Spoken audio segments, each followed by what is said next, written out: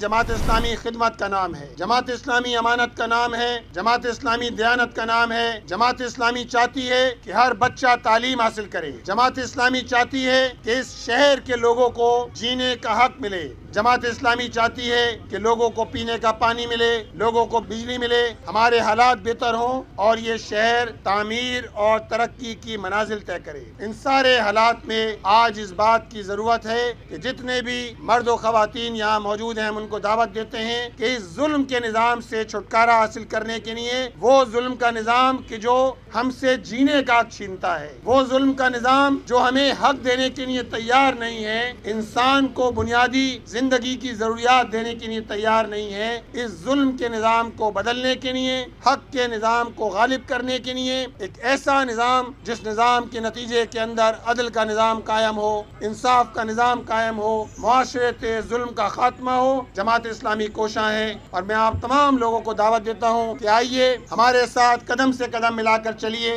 جماعت اسلامی کے ممبر بنیے، اپنی قوت کو جماعت اسلامی کے پلڑے میں ڈالیے، اپنی قوت کو تقسیم نہ ہونے دیجیے، اور آپ سب لوگ مل کر چلیں گے، جماعت اسلامی کے ساتھ مل کر چلیں گے تو انشاءاللہ تعالیٰ اس کے نتیجے کے اندر معاشرے کے اندر ظلم کے نظام کا خاتمہ ہوگا، عدل کا نظام قائم ہوگا، انصاف کا نظام قائم ہوگا۔